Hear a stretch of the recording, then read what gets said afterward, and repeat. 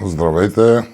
Започваме с какво са уроки, черни магии и проклятия и противодействието срещу тях. И така, първо уроки. Значи уроки, знаете, всички сте чували за зли очи и така нататък. Нали, някой ви погледна лошо или на вас ви стане лошо и така нататък. Значи, това са съвсем дребни негативи. Някой ми напсувал, нека примерно в задръстването не се движите по неговия начин, както той иска, нали, по пътищата. И се получава така, че ви напсуват. Това са уроки. Всеки негативизъм, насочен срещу вас, без ритуал, е уроки. След това черни магии. Тук вече започваме последния начин. Това е насочен негативизъм чрез ритуал. Там има всеки начин да се правят черни магии. Разбирате, има достатъчно информация в интернет и така нататък. Обаче пак негативизъм е насочен срещу вас, но чрез ритуал. И нали, чрез някакъв предмет, много по-силно. Обикновено черните магии са неправомерни, нали, защото обикновено има поръчител, който иска да направи черна магия на друг. Примерно, когато две фирми примерно са конкурентни или двама човека се конкурират и единия по-лош човек отива, поръчва черна магия да се случи нещо лошо на другия, защото иска да елиминира конкуренцията по този начин.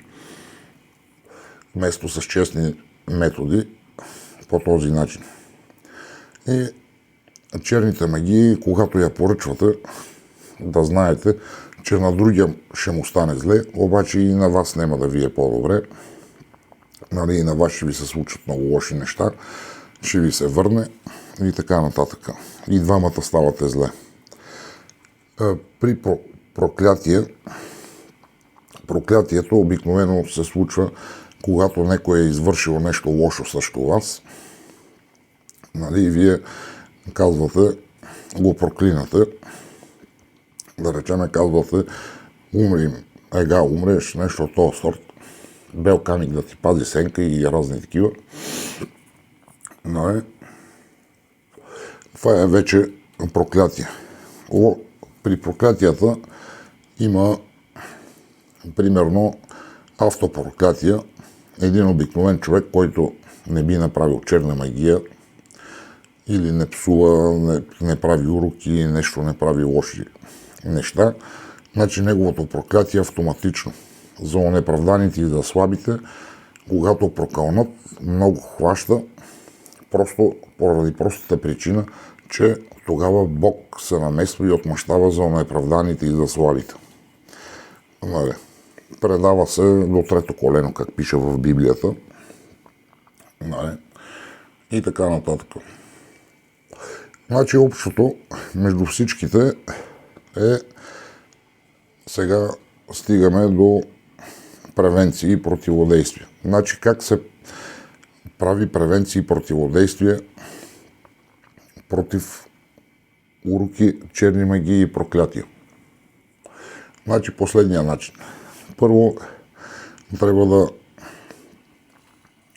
премахнете всички негативни емоции от вас, да се ограничите, да псувате, да ругаете, да злословите, нали, защото Бог дава на добрите повече отколко на лошите. Нали, при лошите се вижда какво им е дал, докато при добрите не се вижда, обществото не вижда какво им е дал. Примерно, да речеме, един сън. Нали, добрият човек отива уморен от работа, прибира се, спи, пиене там, нещо, това 7-8 часа спи като заклан, нищо не мога да събуди, докато лошия човек много често не може да заспи, например. Излезна некъде лошия човек и такова. Притеснява се, оглежда се трето-пето, да не го освитка некъде некой. Докато добрият човек не излиза, върви си и това е. Бог го пази, Бог отговаря за него. Нали? Има понекога добрите хора пострадват, обаче това е примерно за изпитания. Обаче като цяло съм забелязал за 47 години живот, че добрите хора си живеят много по-добре, отколкото лошите. И особено не е нужно само да си вярващ, нали? Не трябва да си искрено вярващ. И така, това е част от превенцията срещу черната магия. Другото, нали, с ритуал. И следното нещо, набавяте си светена вода, нали, защото уроките, черните магии, проклятията хващат независимо дали сте добър човек. На вас ще ви се случи зло, ако бъде насочен и тези негативи срещу вас, колкото и да сте добър. И затова трябва да се справяте. Значи тук казвам и превенция. Този ритуал е и за превенция. Евентуално правите го и сте защитени от тези негативизми, примерно за известен период от време, защото трябва този ритуал да се прави по-често със светената вода. Значи намирате светена вода от някой храм или я освещавате. Ако няма, казвате на попчето, попе, осветя тази вода да стане светена. Там дадете некое евро вече, нали? Не е вече лева, а вече евро, нали? От неделя официално, само евра, че приемат и поповете включително. И така, вземате бутилка, това е светена вода от нашата местна църква Свети Георги. Така развъртате леко капачицата, колкото да пуска, така колкото да мокри. Нали? Ето виждате 2-3 капки вода и започвате да пръскате. С думите: О, мили Господи Боже мой, който си на небесата, изчисти всяко зло от този дом и от обитателите му. О, мили Господи Боже мой, който си на небесата, изчисти всяко зло от този дом и от обитателите му. Сега ръся в хола. О, мили Господи Боже мой, който си на небесата, изчисти всяко зло от този дом и от обитателите му. Сега преминаваме към кухнята. О, мили Господи Боже мой, който си на небесата, изчисти всяко зло от този дом и от обитателите му. Сега преминаваме към салончето.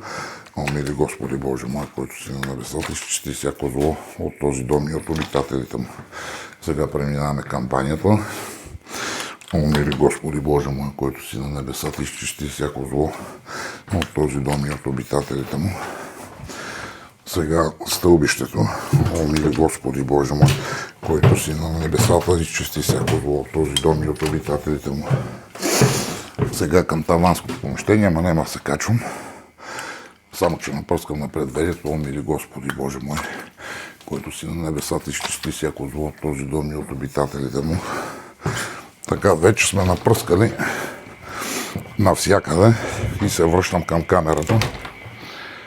Вече сме напръскали навсякъде и така продължаваме. Значи, ритуала се завършва последния начин. Сипвате си малко водичка, нали, намокрете си ръцете и 3 пъти символично: Благодаря ти, о, мили Господи Боже мой. Благодаря ти, о, мили Господи Боже мой.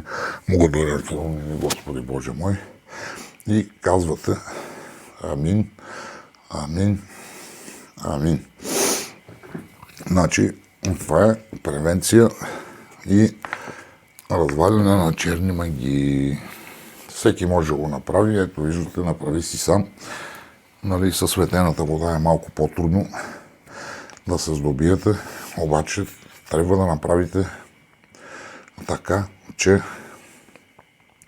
да се потрудите, нали, да направите тази превенция срещу злото, срещу тези негативи. И това е за сега. Благодаря ви, че изгледахте клипа. Ако има нещо неясно, питайте в коментарите. Аз ще отговарям във всеки един възможен момент. Благодаря ви.